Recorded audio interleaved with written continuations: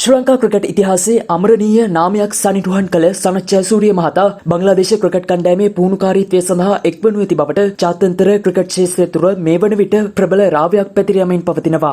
2024 වසරේ සිට ශ්‍රී ලංකා ජාතික කණ්ඩායමේ ප්‍රධාන පුහුණුකරු ලෙස කටයුතු කළ ඔහු පසුගියදා එම ධූරයෙන් ඉල්ලා අස්වීමට තීරණය කළා. මෙම හදිසි ඉල්ලා අස්වීමත් සමග බංග්ලාදේශ ක්‍රිකට් පාලක මණ්ඩලය සිය පුහුණුකාරීත්වයේ වගකීම බාර ගන්නා ලෙස ජයසූරිය මහතාගෙන් නිල වශයෙන් විමසා ඇති බව වාර්තා වනවා. කෙසේ වෙතත් මෙම ආරාධනය සම්බන්ධයෙන් සනත් ජයසූරිය මහතා මෙතෙක් ස්ථිර තීරණයක් ප්‍රකාශ කර නොමැති වීම විශේෂත්වයක්. මේ අතර ශ්‍රී ලංකා ක්‍රිකට් ආයතනයේ දක්ෂ පුහුණුකරුවෙකු වන ජයසූරිය මහතාගේ සේවය මෙරටට අහිමි වීමට ඉඩ නොදමින් ඔහු වෙත උසස් දක්ෂතා මධ්‍යස්ථානයේ සුවිශේෂී තනතුරක් පිරිනමා තිබෙනවා. එම නව තනතුරේ රාජකාරී එළඹෙන සෞදාග්නියේ සිට ආරම්භ කිරීමට ඔහු අපේක්ෂා කරන බව වාර්තා වන අතර ඔහු බංග්ලාදේශයේ ආරාධනය පිළිගන්නේද නැතහොත් මෙරට ක්‍රිකට් ක්ෂේත්‍රයේ දියුණුව වෙනුවෙන් දිගටම රැඳී සිටින්නේද යන්න පිළිබඳව මුළු මහත් ක්‍රිකට් ලෝකයේම අවධානය සහ කුතුහලය යොමු වී තිබෙනවා. එමෙන්ම ශ්‍රී ලංකා ක්‍රිකට් කණ්ඩායමේ ප්‍රධාන පුහුණුකරු ලෙස දකුණු අප්‍රිකානු හිටපු ක්‍රීඩක ගැරි කර්ස්ටන් වසර 2ක කාලයක් සඳහා පත් කර තිබෙනවා. මෙම පත්වීම ලබන මාස 15 වෙනිදා සිට බලාත්මක වීමට නියමිතයි.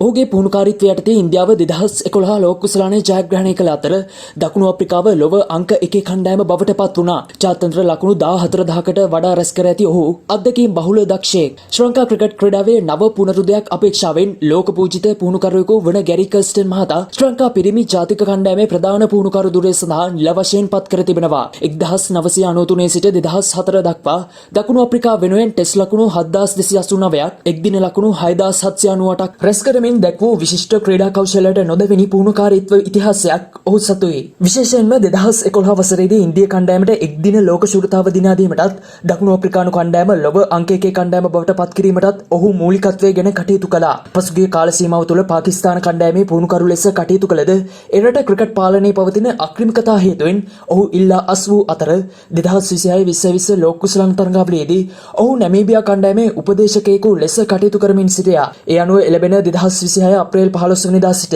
2028 අප්‍රේල් 14 වෙනිදා දක්වා වසර 2ක කාලයක් සඳහා ඔහු ශ්‍රී ලංකා කණ්ඩායම සමග ගිවිසුම්ගතව තිබෙනවා. 2027 වසරේ පැවැත්වෙන එක්දින ලෝක කුසලානයේ ඉලක්ක කරගනිමින් ශ්‍රී ලංකා කණ්ඩායම යලිත් ලෝකයේ ප්‍රබල කණ්ඩායමක් බවට පත් කිරීමේ බාරදූර අභියෝගය දැන් ගැරි කර්ස්ටන් හට හිමිව තිබීම ක්‍රීඩා ලෝරීන්ගේ දැඩි අවධානයට ලක්ව තිබෙනවා.